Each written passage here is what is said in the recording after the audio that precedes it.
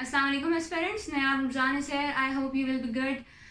Today's video is on the usage of must, usage of ought to, and usage of should, because during our writing we usually make mistakes of writing ought to and should, and we do not know the difference between these both modals. Today I have made this video to show you people the difference, and I think after listening to my lecture you people will realize that the correct usage of ought to and correct usage of should are necessary to write a well and good expression.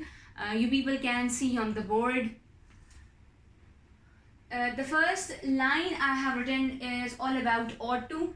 Ought to means चाहिए, which you translate in Urdu as चाहिए.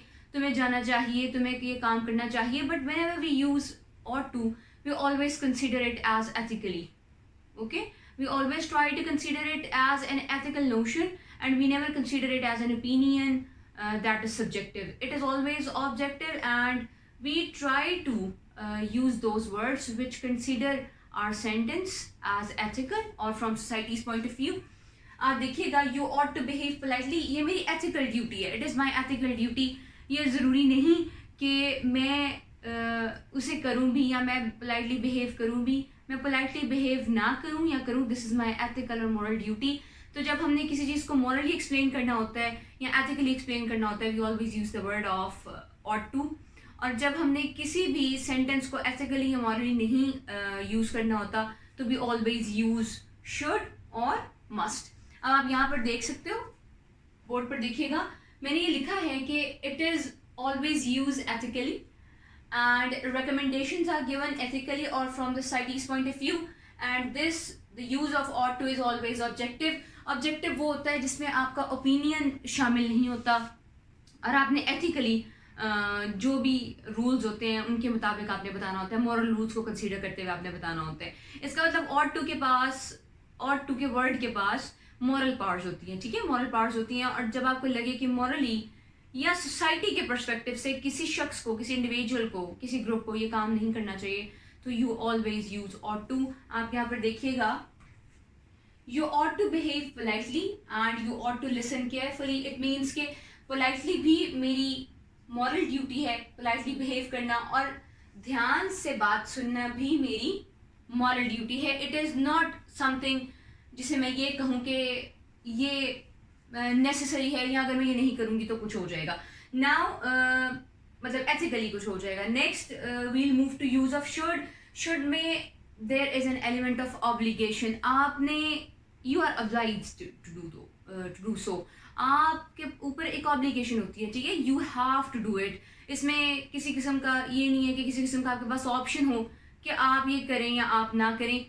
लेकिन advice करने वाला अपने opinion से advice करता है, उसका अपना एक ओपिनियन होता है जिससे वो एडवाइस करता है आपको, उसका एक सब्जेक्टिव पॉइंट ऑफ व्यू होता है. और शुड का जब हम उर्दू ट्रांसलेशन करते हैं, इट इज़ डेफिनेटली चाहिए, आपको ये करना चाहिए, आपको स्मोकिंग नहीं करनी चाहिए, आपको यहाँ जाना चाहिए या वहाँ नहीं जाना चाहिए. लेकिन दिस चाहिए is always translated as should, जबकि ought to और should दोनों ही की ट्रांसलेशन चाहिए. अब आपको इनमें डिफरेंशिएट करना इस तरह आना चाहिए कि should is a stronger degree, not strongest degree.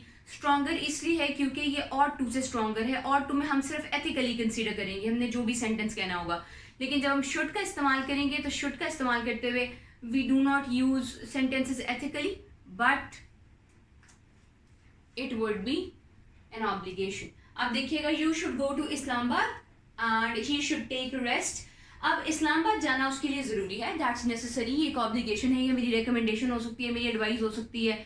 लेकिन at the very and ought to से इसकी डिग्री हायर होती है, थोड़ी ऊपर होती है.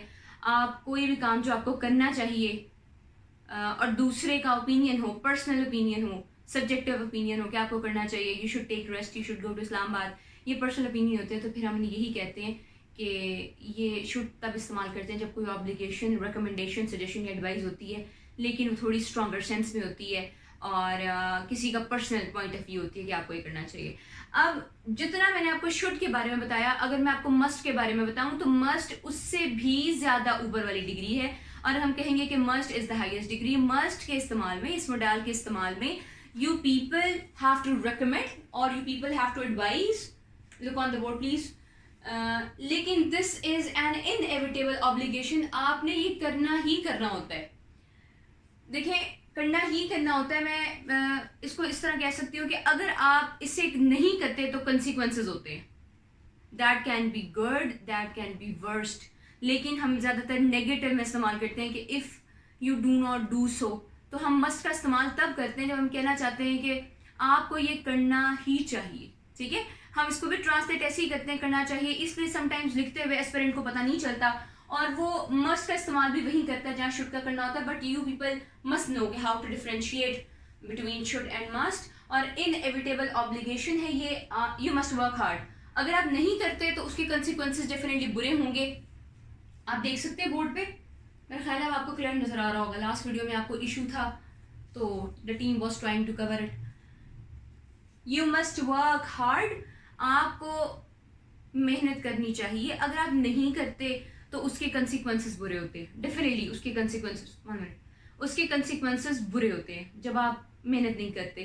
तो मस्ट की डिग्री वहां पर इस्तेमाल करेंगे, मस्ट का मोडाल वर्ब हम यहाँ पर मोडाल हम वहां इस्तेमाल करेंगे जहां पर हमें लगे कि शुड के इस्तेमाल से ज़रा ज़्यादा स्ट्रॉन्गर सेंस है।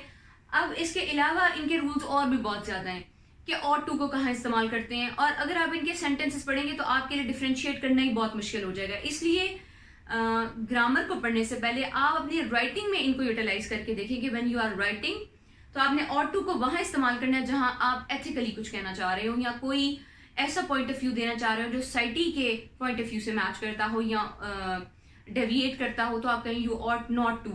ऑट और ऑट को जब भी आपने नेगेटिव सेंस में लिखना है आपने नॉट को यहाँ पुट करना है, ना कि ऑट टू नॉट करना है। इसको आप कहेंगे you ought not to go. ठीक है, इस तरह फिर देखिएगा यूज ऑफ शुड का वहाँ इस्तेमाल करें जहाँ आपको लगे कि ये मेरा पर्सनल ओपिनियन है कि नेक्स्ट पर्सन को, ये सामने वाले बंदे को ये काम करना चाहिए। इसके बाद थर्ड देखिएगा यूज ऑफ मस्ट। मस्ट आप वहां पर इस्तेमाल करेंगे जहां आपको लगे कि अगले के लिए ये नागुज़ीर है, ये बहुत इंपॉर्टेंट ऑब्लिगेशन है और उस पर ये वाजिब है ये कि वो ये काम करे, वो ये काम नहीं करेगा तो उसके कंसिक्वेंसेस बुरे होंगे, तो हम मस्ट इस्तेमाल करते हैं। आई होप कि इस लेक्चर के बाद आपको और टू, शुड और मस्ट का इस्तेमाल आ गया होगा। और ये बड़ा एक छोटा सा लेक्चर है लेकिन इसका इफेक्ट बहुत ज़्यादा होता है व्हेन यू आर राइटिंग और when you are speaking. Speaking में मैं समझती हूँ बोलते हुए अगर आप इंग्लिश ग्रामर में कोई गलती कर दें तो दैट डज नॉट मैटर, कोई बात नहीं। लेकिन if you are an aspirant और आप कंपटीशन की तैयारी कर रहे हैं तो एटलीस्ट रिटन एक्सप्रेशन में कहीं कोई गलती नहीं होनी चाहिए। इसलिए for the beginners and as well as for the aspirants मैं यही एडवाइस करना चाहूँगी कि आप इन छोटी छोटी बातों का ख्याल रखें और अपने ऐसे में प्रॉपर्ली इनको यूटिलाइज करें। The results would be magical. अपना ख्याल रखें। बहुत बहुत अल्लाह हाफ़िज़।